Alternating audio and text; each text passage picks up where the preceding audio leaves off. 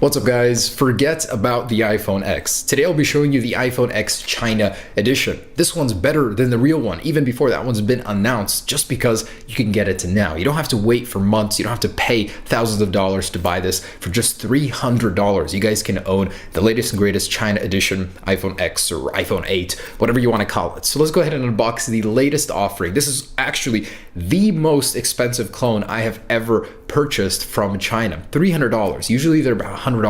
This one comes with top of the line materials, top of the line display, top of the line everything as far as China edition goes. So let's take a look at that. Now don't let the appearances fool you. This is the latest and greatest from China. So it's a little rough on the edges on the packaging, but I'm sure inside it'll well make up for that. So let's get in here. It's a little unconventional, you know.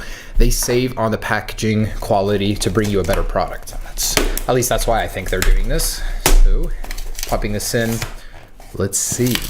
Now, if you guys remember a little while ago, I did share with you the first edition iPhone 8 clone, and this one is miles better. This one actually represents the original design, so it'll be more of a one-to-one, not this weird ratio, tiny version. This one compared to the official, as you can see, is very tiny. Camera lens is elongated, kind of weird looking. You know, they didn't really know what they were working with first, so the display definitely, oh boy, that is hideous. So let's see how this one did. Hopefully a little bit better. Packaging is different already. Ooh. And here it is. Very nice. So definitely more representative of the final product here. Camera sensors are looking a little funky, both of them the same size. They will not be the same size on the original. One of them is going to be slightly bigger than the other, just a little bit. But here it is. iPhone, pretty okay. Let's see what it says. iPhone 8 Plus. So they didn't get the naming right on this one, but no matter. You know, as long as the actual product inside is correct. So let's go ahead and unbox this guy. iPhone 8 Plus. That will be a real product, but it won't be the one with the vertical cameras. That's going to be the iPhone X model.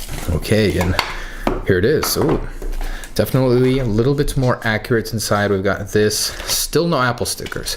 The day a clone comes with Apple stickers is the day I will cry on camera for the first time. And this guy feels solid. It feels very hefty. That's nice. The feeling of premium quality just because it's heavy. We've got our accessories here. Unfortunately, no bundled AirPods this year, but we do have these.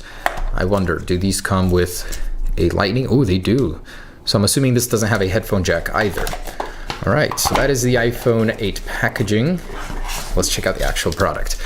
So how do I get this out of here? They actually sealed it in, so I literally have to cut it out of here. Okay. All right, and please be good. Did they really seal it into both of these? Wow, airtight. Okay. Ooh, iPhone. And here it is. Guys, look at that. They actually put an effort into getting those curved corners up on top, the sensor bar. Unfortunately, I'm seeing a little difference there from the original. There's a chin on the bottom and on the top where the screen doesn't go all the way through. So if I peel off the screen protector, look at that. There actually is a border here. So unfortunately, the display on this one does not go all the way up, but it is an 18:9 display. So that makes it the most sophisticated display on an iPhone clone ever. And on the back, check that out. It's very clean. No FCC labels. Looks definitely in tune with more of the original here. So this is an early look, but still pretty dang good for the real deal, or the real clone deal. Camera lens looks definitely better than this one. You know, this design in general, I do like it. I mean, I don't see why people are disliking it. It looks cool, something different. Let's go ahead and power it on. And by the way, this has the longer power button here, and hopefully it's charged up here. On the bottom, we got our lightning port, stereo, well, just speakers for now, and then this one might have a stereo speaker up here, who knows. Tiny status bar cut out there, I mean, the speaker grill. There it is. Dang, that's not bad. That gives you a huge user experience, and that's a very sharp display. So you definitely get what you pay for with this. $300 for a clone is no laughing matter. Let's see how the software does though. Does it make up for the price? So build-wise, I definitely say it's definitely the most well-built clone I've felt. Metal border there. This actually might be glass on the back, and not sure how I feel about this. Is it a resistive touchscreen? All right, so press home to open. They actually included a virtual on-screen home button on this guy, And as we saw in some of the earlier concepts, that is how you're going to operate the home button on this one.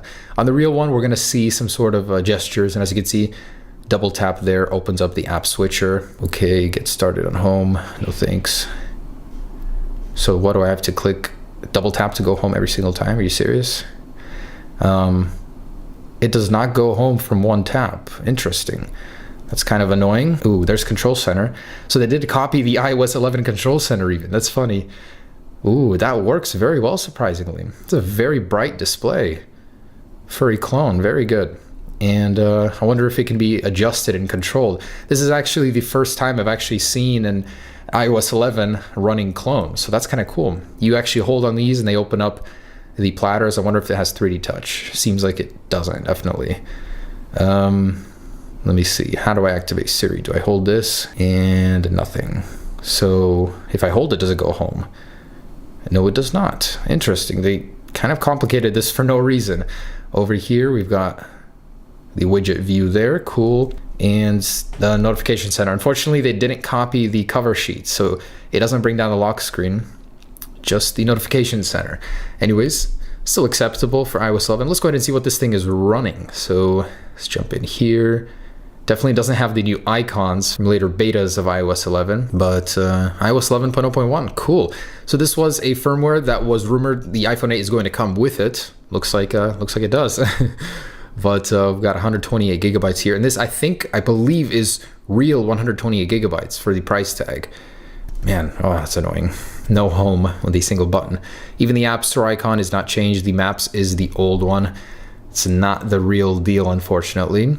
But it does look very good. I like how they blended the corners. Looks very sharp. So the display is pretty clean on this guy. The OS is there. Let's see what each one looks like. So that's the camera, the music player here. Wow, they really went above and beyond to copy all of those. That's cool. Let's see if they got the new App Store or if that's just a Play Store. Oh, wow.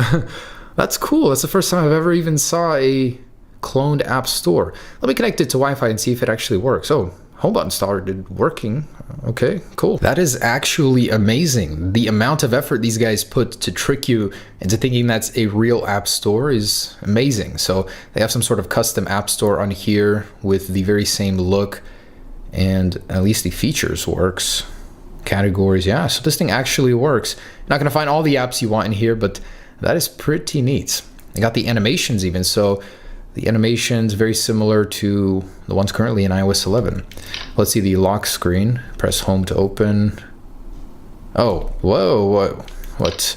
So you can actually slide into the camera and it unlocks the device? Oh, no, it doesn't, just a weird glitch.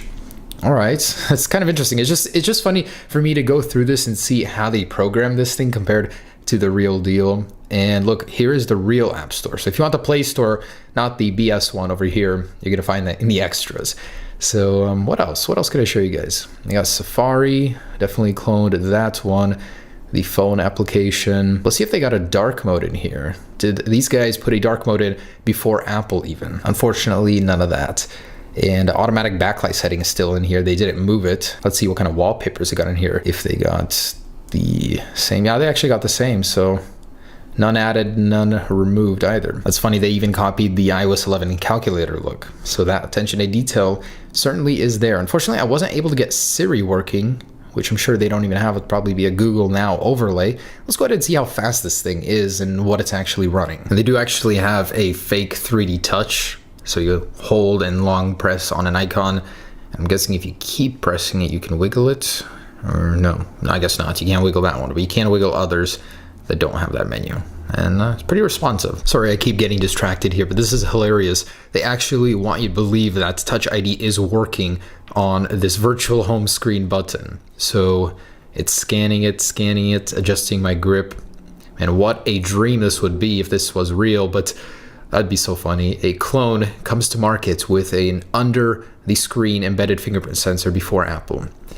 And let's go ahead and see if this works. And I tried to see if there was any iris sort of facial unlock system. Unfortunately, there isn't. And did it work? Why are you not scanning my fingerprints? I guess not. It's all a fake. It does not actually let you. And unlike Apple, it lets you take off the fingerprint without putting your passcode in even. All right. Got Android 6.0, even the Galaxy Note 8 clone I saw a little while ago had something newer. Ooh, 1.3 gigahertz. Hey, at least they're honest. At least they're honest. And 962 megabytes, so 1 gig of RAM. Let's run that benchmark. Don't have high hopes for this one though. And I'm sorry guys, I tried twice. Halfway through the benchmark being completed, it just crashes and I have to restart and nothing happens. That should tell you enough you need to know about the performance of this guy. If you're buying it, definitely don't do it for the performance aspect. So let's go ahead and take a look at that camera. I'm hoping that this will be a next generation experience with a vertical camera. All right, just kidding guys. On the real one, yes, this one, I bet this one is a fake on the bottom. It looks like a dud. But we'll open it up and take a look in just a second. All right, so I'm starting from a dark to light environment, and wow, look at that motion blur. This is just walking down. If I stand still, it's still hard for it not to happen. Hard to believe that Apple changed these cameras at all, you know? I would expect a little bit more from a vertical lens camera. Should be doing a little bit better. Let's do some panning here, up, down to light. Oh my gosh. How is this worse than the last clone? That is truly awful. Oh my goodness.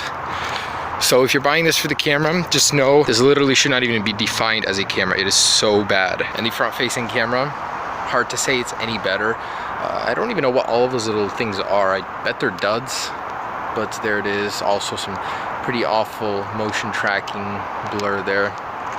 Moving this thing, quality, oh boy, it's like VGA 480p max. Hoping the real one will be better than this. That is certainly one of the worst cameras I have ever used on a smartphone. The vertical orientation didn't help out much. All right, guys, next up, let's see if we can get an Antutu out of this guy. And once again, another failure. I have never had this where a device just simply refuses to do a test, both on Antutu and on Geekbench. It keeps restarting from the beginning here. So I cannot give you an accurate representation of how this phone performs via GPU or CPU, unfortunately. So that's not gonna happen. It just keeps restarting, as you can see right here. I'm gonna go back over and over. All right, so let's try and get in here. I don't know how difficult this could be, if this is real glass or not. I'll find out if I break it or not, but oh, there we go. Not too difficult. And here it is. So disassembling. Oh, so that is plastic. It's not glass. It's very different inside from other clones that I've seen actually. They're using a different color. Usually they use a green silicon. Camera is really tiny up there in the corner. Very neat battery, not those usual silver plated. It looks very clean inside. I like that. For a clone, that's very impressive. So this one is more reminiscent of an iPhone inside. Usually they're split up with a whole logic board down here and then the battery up here or vice versa. And this one is all over the place. It's kind of cool. Can't tell if this is a dud though. Most likely it is, as the camera is straight awful. We have little slots here for an SD card if you want to expand your storage. Made it easy for you. So overall, pretty cool. All right, guys, so there it is, the iPhone 8 Plus or iPhone X clone before the official release. Hope you enjoyed that. Would I recommend this at $300? Oh dear, no, no way. I mean, if you want to have this at a fraction of the price of the original, just to see the design for yourself, just to show off without actually having to spend $1,000, sure, go ahead. But I would not recommend it at $300 for a daily driver. You can buy an iPhone SE at that price used, and it'll do so much better than this. Anyways, hope you enjoyed it. As always, just a funny clone video, nothing meant to be used as an original. Hopefully they'll have some better clone versions in the future, but this is the best iPhone 8 clone yet. Peace.